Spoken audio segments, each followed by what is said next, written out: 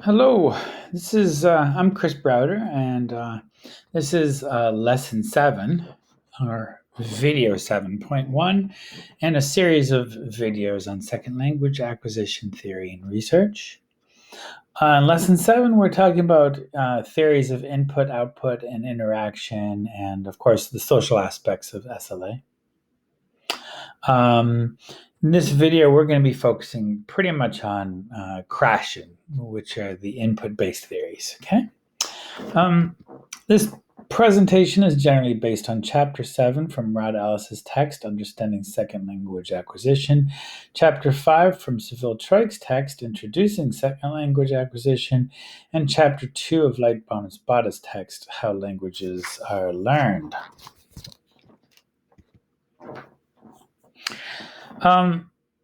As you should know by now, the big changes in SLA happened when cognitivist, social constructivist, and innatist theories of learning were applied to understand second language acquisition in the 1970s, 80s, and 90s. These theories are the bases for many of the best practices in language teaching today. So, in other words, these theories informed modern contemporary language teaching practices. A good starting point to discuss all of these contemporary theories of SLA for input and output and interaction would be Stephen Krashen, specifically his input hypothesis and his monitor model. It's important to understand that Krashen is perhaps the most influential and also controversial person in second language acquisition. He makes very strong claims. His claims are disputed. We don't all agree with what he says, but he's perhaps had more influence on language teachers and language teaching than any other researcher in our field. So Krashen's theories center largely around his claim that second language acquisition happens as a result of comprehensible input, and that second language acquisition does not require conscious noticing or awareness of form. In fact, Krashen has gone as far as to say that output and grammar study are both unnecessary for language acquisition. So just to make this clear, what he's really saying is he's saying that real language acquisition is he actually uses the word unconscious, and that it happens just when you're listening or reading. That speaking and writing practice and correcting people's mistakes don't help. And that grammar instruction, studying grammar, does nothing at all to help. So, in other words, he's saying just you can learn just by reading and listening alone and nothing more.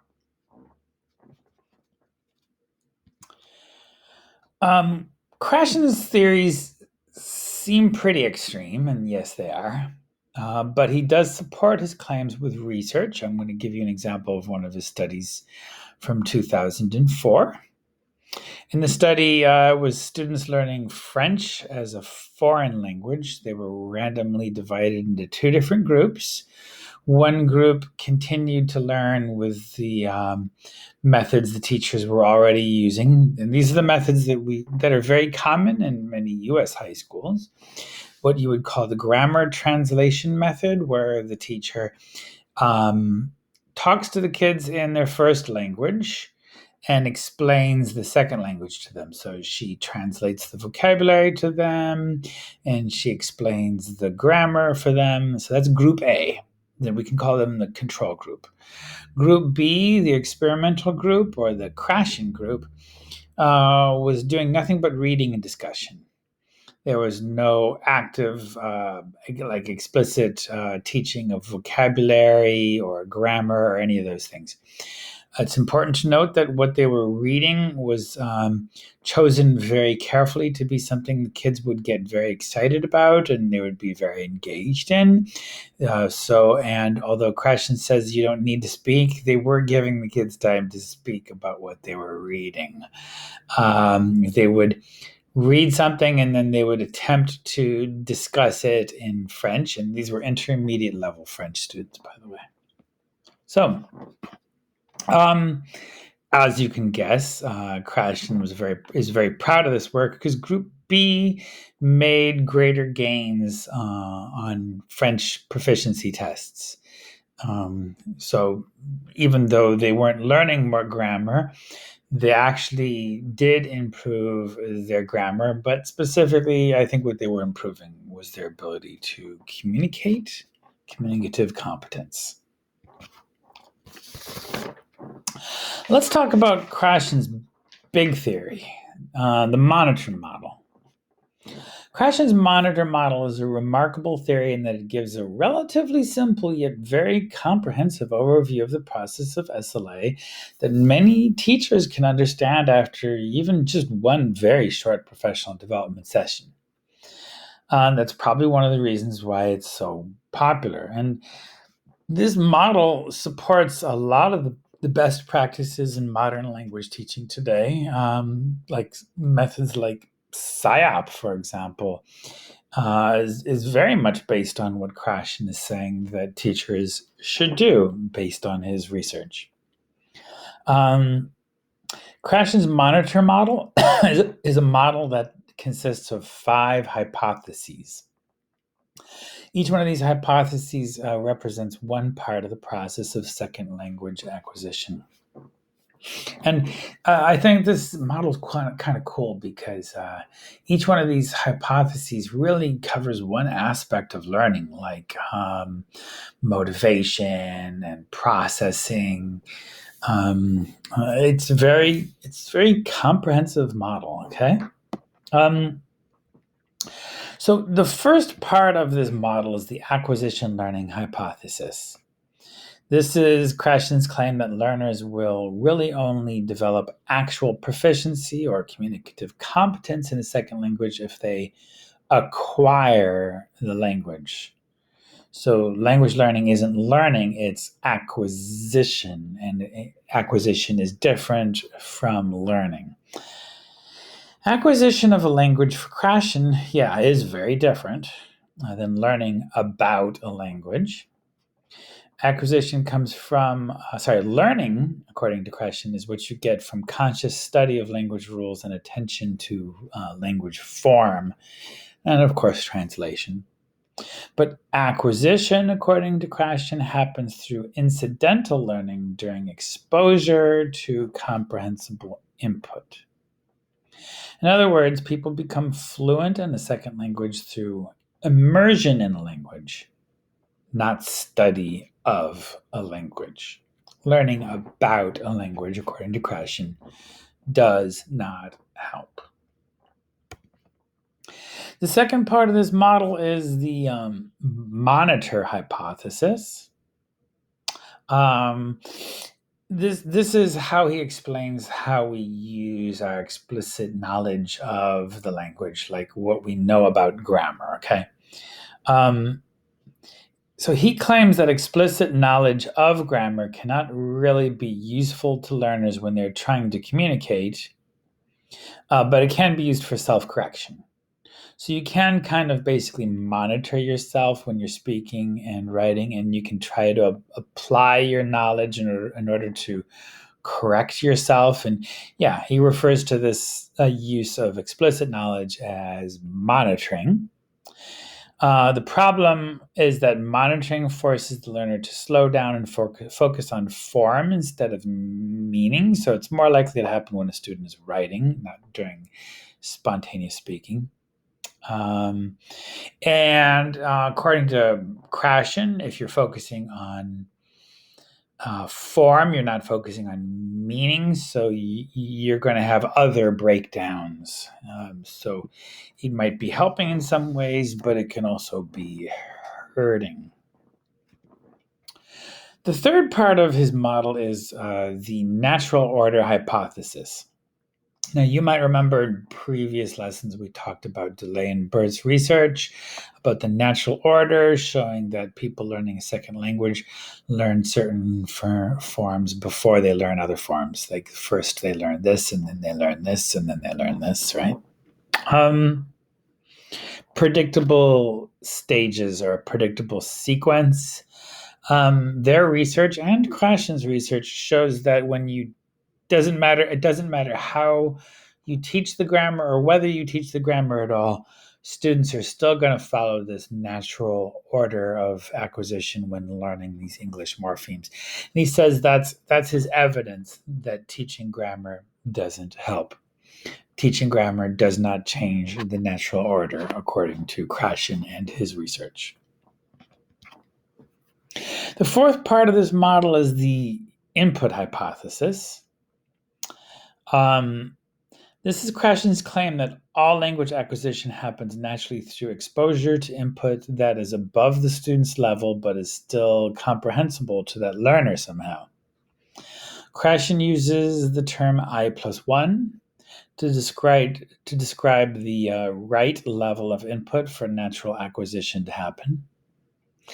This type of learning can best be compared to the way young children acquire their first language through immersion in their language. In fact, Krashen even borrows Chomsky's theory, the term language acquisition device. This Krashen claims that we have this language acquisition device in our brain. Even adults have it, and it helps you learn new languages naturally as long as you're having meaningful exposure, as long as you are immersed in the language. The fifth part of Krashen's monitor model is the affective filter hypothesis. This is the theory that negative emotions operate as a filter between the input and the language acquisition device that slows down or even stops the language acquisition. He asserts that this is the main problem for adult learners, is that they've got this affective filter that's filtering the input and stopping it from reaching the language acquisition device and slowing them down. So the filter is basically all of your negative emotions. It's all of your anxiety and all that. Obviously, the practical application here is you make the students as relaxed and confident as possible, and they're going to learn faster. And there is research on this. Much of the SLA research in the 1980s and even well into the 90s has been a response to Krashen's strong assertions about language acquisition. Now, he has his own research to support what he's saying, and other people have their criticisms of that research. And other people have their own research saying something different from what Krashen is saying. But ultimately, I gotta say, I don't think teachers will do any harm by going with Krashen. And if Krashen is something that teachers can understand, and understanding that helps them to become better teachers, then okay, that's great. That's awesome. But let's make sure that we really are understanding what Krashen is saying, because it gets misapplied. Let's talk specifically about input. Let's have a discussion of input and modified input. We just learned about Stephen Krashen. Krashen is basically the king of input-driven theories of SLA. But in order to understand Krashen's theories better, we need to discuss input and modified input. So, it is very important to understand that when Krashen and other SLA researchers discuss input, they are not talking about typical language instruction. They're not talking about grammar lessons. They're not talking about explicit vocabulary instruction. They're talking about meaningful reading and listening experiences. They're not talking about translation. They're not talking about the teacher is standing in the front of the room and lecturing to the students. So please don't claim that you are applying Krashen by giving the kids comprehensible input when you're explaining a grammar form to them in their first language? Well, technically, if you're explaining the grammar form to them in the target language or explaining the vocabulary to them in the target language, technically that is input. But Krashen would prefer that we're not focusing on form, that instead we're focusing on making the input, the listening and the reading, whatever it is, as interesting, engaging, and motivating and fun as possible. And then the language learning will happen naturally. In other words, basically, stop teaching language. Krashen is a believer in immersion methods such as the direct method. In these methods, just like PSYOP, the lesson is focused on meaning instead of form. It could be like a story, or it could be some academic content like science or math. The teacher makes the input comprehensible by providing pictures, realia, which are like actual objects, and other contextual clues that make it easier for the learners to inform the meaning of forms they don't understand. So, if the teacher is talking about, let's say, biology, and he's talking about the animals and the inside of the animals and what they do, then the teacher should be showing pictures so students can understand what the teacher's saying better. So let me give you a specific example for an ESL class or something, or an art, like an art class. One specific example, let's say if there's an art teacher who's giving instructions to the students, right? The art teacher isn't just talking at the students. The teacher's modeling under a document camera so the students can see what the teacher's doing. When the teacher says fold the paper, the students actually see her folding the paper and can follow her instructions. When the teacher says cut the paper, the students can see her cutting the paper. From this, the learner can learn words like fold and cut and paper. If the learner is developmentally ready to acquire articles like the, then this can also happen naturally from this exposure to the comprehensible input, because the learner is going to keep on hearing the, like the paper and the scissors and the pencil. So in this way, the learner learns the language in much the same way children learn the first language, without direct instruction, without error correction, without translation. An important takeaway here is that the student is immersed in the language and provided with very authentic input, but the learner can learn because the input, or at least the delivery of the input, is modified somehow so the student can understand. And so the student is interested and engaged. As we discussed, Krashen claimed that language learners can naturally learn when exposed to I+1 input that is comprehensible. So, for example, if the learner is developmentally ready to learn past tense morphemes, then exposure to comprehensible input with large amounts of past tense is all the learner needs. No grammar instruction is necessary. Now, someone learning Krashen's theories might be tempted to engineer some input for learners that is like exactly their I+1, like kind of putting rocket fuel in their car, right? But Krashen actually does not like this idea. He thinks it's a dumb idea. He doesn't want he doesn't want finely tuned input. He wants teachers to use roughly tuned input. There are two reasons for this. And this is wise, very wise, by the way.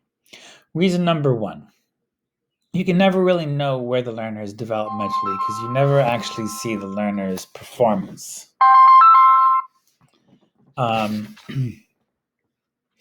Sorry, you only actually see the learners. Sorry about that. You can only actually ever see the learner's performance. You never actually see the learner's competence. So you will never really actually know what the learner's I+1 is. You don't know where they are in those developmental stages. And if you've got so many students, you can't constantly be testing them to try to figure out what their I+1 is. Um, Another reason is that Krashen understood very realistically that we could never really have language classes in which all the learners were at the same level. Even if you carefully level your classes at the beginning of the year, some kids are going to be learning faster and some kids learning slower. So each kid is going to have a different I+1. So in response to these issues, Krashen recommended that teachers provide what he called roughly tuned input instead of finely tuned input. Roughly tuned input is more authentic, more meaning focused, and more engaging. So once again, you don't have to focus on the form, you just focus on making it interesting and do the best you can to make it comprehensible. It includes, if roughly tuned input's going to include the learner's I+1, it's also going to include the learner's I+2, I+3, I+4, keeping in mind that one learner's I+3 is another learner's I+1. So in this way, everyone gets exactly what he or she needs. It's like if you have a group of people and you're offering them a buffet instead of a set menu. If you've got some vegetarians, they're going to find something that they want. And if you have people who don't like vegetables, they're going to find something that they want, right? Just make sure that there's something for everybody and make sure that your lessons are fun and interesting and let the learning happen naturally. If you've ever been exposed to some of these other methods that people are promoting for special education classes, like say universal design, if you ever studied universal design for learning, it's very similar. You apply strategies to make sure that the students are engaged and interested and that they're understanding and not being left behind. It's really very much just good teaching. Thank you. I hope this video was interesting and engaging for you. Thanks a lot. Goodbye.